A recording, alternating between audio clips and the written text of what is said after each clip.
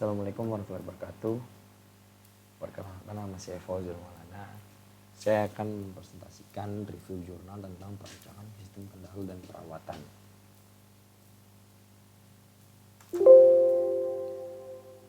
Judul jurnal yang akan saya bahas, yang akan saya review yaitu tentang konsep model berbasis metode FMEA yang mendukung kegiatan pemeliharaan proaktif dan preventif. Penulis jurnal tersebut yaitu M.P. Chous dan tahun terbit 2018. Nama jurnal IOP Conference Series Material Science and Engineering. Dan status jurnal tersebut Ilmiah University. Dan terdapat juga link jurnal sebagai berikut. Latar belakang dari jurnal tersebut, fasilitas produksi terus berupaya untuk mengurangi dan menghilangkan biaya tambahan yang tidak terduga terkait dengan waktu henti peralatan teknis yang tidak terjadwal. Konsep manajemen baru seperti lean manufacturing, green manufacturing, dan sustainable manufacturing memaksa untuk memahami hal-hal yang terkait dengan eksploitasi peralatan teknis dengan cara yang berbeda. Perusahaan mengkoordinasikan tindakan mereka dalam lingkup kualitas produk, keandalan yang tinggi, efektivitas fasilitas teknis, dan fokus pada menjaga keamanan 100% di semua departemen produksi. Oleh karena itu, untuk menjamin kontinuitas produksi yang tidak terganggu, saat ini tidak cukup hanya menggunakan tindakan preventif, tetapi tindakan proaktif otonom menjadi standar. Tindakan ini memanfaatkan solusi teknis terbaru yang memungkinkan diagnosis yang tepat dan pengawasan konstan atas sebagian besar elemen penting dari sistem teknis. Elemen kunci dari tindakan ini adalah untuk secara tepat menentukan kisaran pemeliharaan yang direncanakan dan untuk menentukan waktu eksploitasi yang optimal. Biaya pemeliharaan semakin tinggi dan lebih tinggi jika dibandingkan dengan persentase sebagian dalam biaya keseluruhan. Namun, biaya ini harus diperiksa sebagai rasio antar manfaat yang dicapai dan pengeluaran yang terjadi. Mendefinisikan waktu pemulihan kegagalan potensial akan memungkinkan tidak hanya untuk memperkirakan kemungkinan efek keuangan dan penilaian yang tepat dari rasio antara biaya pemeliharaan dan manfaat yang dicapai, tetapi juga akan memungkinkan untuk meminimalkan biaya melalui penerapan tindakan pencegahan dan proaktif yang optimal. Rumusan masalah dari jurnal tersebut. Banyak departemen maintenance, pemeliharaan di banyak perusahaan yang berbeda menghadapi sejumlah masalah dalam hal perencanaan dan penjadwalan, tindakan pencegahan dan proaktif terkait dengan eksploitasi sistem teknis. Ada banyak kendala dalam mempersiapkan rencana yang optimal seperti jumlah peralatan teknis, mesin, perangkat, jaringan, penggerak, kontrol. Semakin tinggi angkanya semakin besar kebutuhan untuk tindakan catatan. Keragaman sistem teknis membutuhkan pengetahuan yang lebih besar, pengalaman dalam lingkup elektronik, hidrolika, pneumatik, otomasi, pengenalan salah satu elemen yang disebutkan di atas. Jika belum pernah ada sebelumnya, misalnya hidrolika, akan membutuhkan pelatihan tambahan.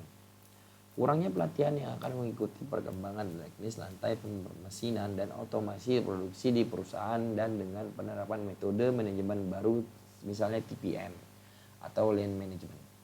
Kendalanya fisik, misalnya kurangnya jumlah karyawan, teknis, kurangnya sumber daya yang memadai dalam hal alat diagnostik sistem, misalnya ketidakmampuan untuk menghentikan produksi pada waktu tertentu.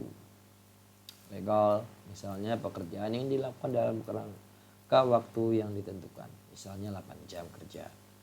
Ekonomi keuangan, misalnya kurangnya sumber daya keuangan yang cukup yang diperlukan untuk membeli suku cadang.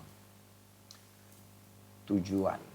Maksud dan tujuan penulis adalah menyusun metode untuk mendukung tindakan tim pemeliharaan dan terutama yang berkaitan dengan mendefinisikan tindakan pencegahan dan atau proaktif berdasarkan perkiraan tingkat risiko. Kejadian kegagalan. Mendefinisikan metode tindakan pencegahan berdasarkan biaya yang terkait dengan efek kegagalan dan durasi waktu. Menetapkan tugas pencegahan yang terkait dengan semua aspek pembangunan berkelanjutan. Saat menganalisis berbagai alat yang digunakan dalam tindakan SUR, Penulis memfokuskan perhatian mereka pada metode FMEA sebagai titik awal untuk melakukan pekerjaan, menyarankan untuk memodifikasi FMEA agar dapat digunakan untuk kepentingan tim pemeliharaan dan untuk menghilangkan ketidaknyamanan yang mungkin ditimbulkan oleh dokumen ini. Teori dasar. Salah satu alat yang paling sering digunakan yang mendukung layanan teknis adalah analisis FMEA. Mode kegagalan dan analisis efek.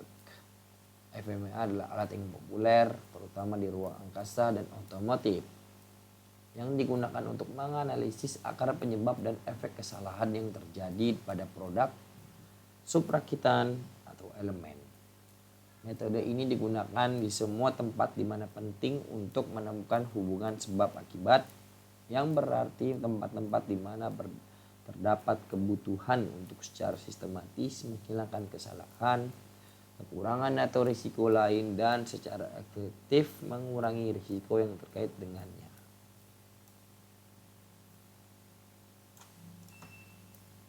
Mengacu pada sistem teknis, berkat penerapan metode FMEA dimungkinkan untuk mengidentifikasi dan secara sistematis secara permanen menghilangkan penyebab kegagalan melalui pengenalan alasan sebenarnya dari kejadian dan melalui implementasi pencegahan yang relevan dan tindakan korektif. Mesin dokumen dan proses eksploitasi perangkat dan untuk menerapkan kepengetahuan yang terkumpul untuk merencanakan cara pemantauan dan diagnosa tindakan teknis. Menganalisis proses eksploitasi mesin dan perangkat dan akibatnya melakukan tindakan yang menghasilkan efisiensi dan daya tahan yang lebih baik serta modernisasi lantai mesin berdasarkan hasil yang diterima. Membuat basis data di mana sumber informasi berikut disimpan, alasan kegagalan dan metode pemulihan. Melakukan tindakan korektif dan preventif secara efektivitasnya. Efek kegagalan, waktu henti, cacat, mengacu pada produksi, kualitas, keselamatan atau lingkungan. Tingkat penggunaan suku cadang dan daya tahannya, perkiraan biaya dan waktu henti. Dan kelima, terakhir, menggunakan informasi, data atau analisis yang terkumpul sehubung dengan manual operasi dan pemeliharaan DTR untuk membuat jadwal layanan yang optimal. Tugas-tugas preventif atau proaktif. Semua pengendalian dan tindakan pencegahan harus dikerjakan dengan cara yang benar agar tidak terlalu membebani Departemen Pemeliharaan. Tidak hanya kegagalan tetapi juga alasan penurunan kinerja atau kualitas adalah peristiwa-peristiwa di mana tindakan pencegahan harus diterapkan. Metode riset dari jurnal tersebut yaitu metode FMEA dapat memberikan informasi penting sehingga dapat merencanakan dan melakukan tindakan eksploitasi yang menghasilkan keuntungan finansial dan organisasi sebesar mungkin di semua sektor jasa pemeliharaan. Metode FMEA juga memiliki keuntungan melakukan analisis di bidang pertama, perencanaan, pengembangan, produksi, pengendalian kualitas, pengiriman, instalasi, eksploitasi, dan pemeliharaan mengacu pada produksi, keselamatan, dan lingkungan. Yang kedua, pendekatan masalah jika terjadi kegagalan dan pendekatan sistem. Menganalisis setiap komponen peralatan teknis. Yang ketiga, peristiwa sebelumnya dan masa ke depan dan analisis lain, pembaruan tindakan sementara kondisi berubah, proses teknis, hukum, organisasi atau ekonomi. Semua pengendalian dan tindakan pencegahan harus direncanakan dengan cara yang benar agar tidak terlalu membebani Departemen Pemeliharaan atau Departemen Maintenance. Tidak hanya kegagalan tetapi juga alasan penurunan kinerja atau kualitas adalah peristiwa-peristiwa di mana tindakan pencegahan harus diterapkan.